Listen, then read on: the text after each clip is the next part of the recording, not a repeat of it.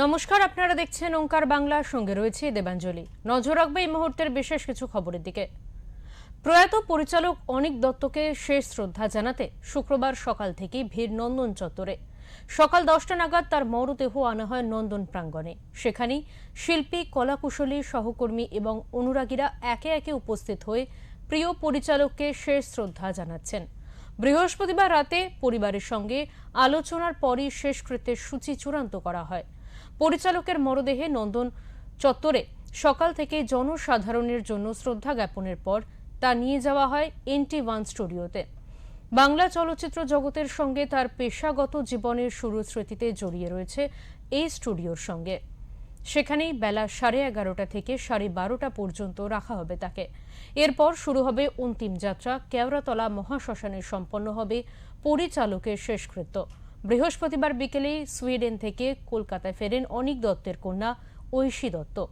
মেয়ে ঐশী এবং প্রাক্তন স্ত্রী সন্ধি দত্ত সন্ধ্যায় পৌঁছন পিস ওয়ার্ল্ডে, যেখানে রাখা হয়েছিল পরিচালকের মরদেহ।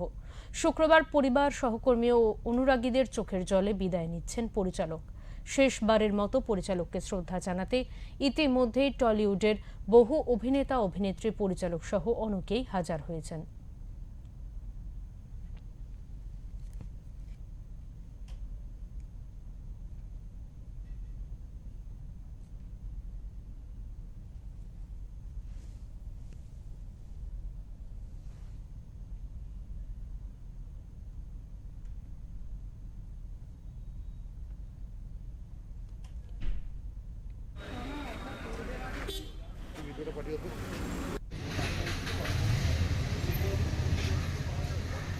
প্রয়াত পরিচালক অনিক দত্তকে শেষ শ্রদ্ধা জানাতে শুক্রবার সকাল থেকেই ভিড় নন্দন চত্বরে।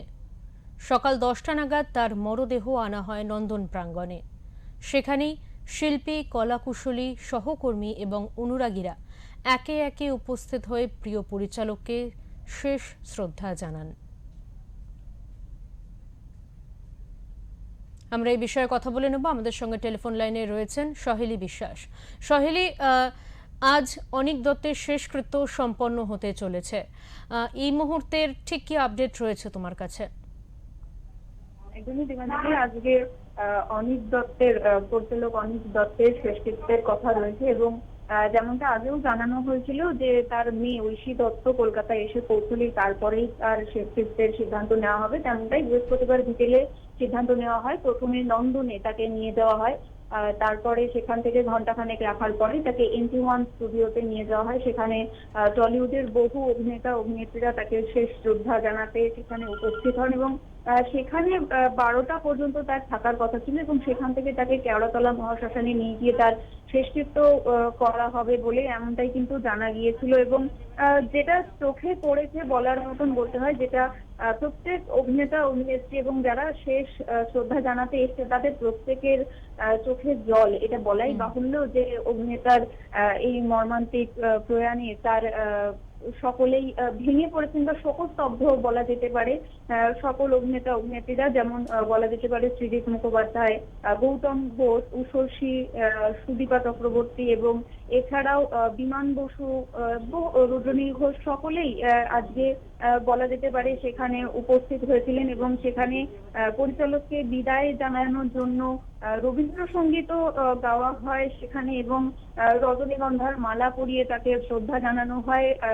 এমনটাই কিন্তু শেষ মুহূর্তের ছবি আমাদের সামনে এসেছে। দেবাঞ্জলি, একদমই। অনেক ধন্যবাদ সহেলী তোমাকে।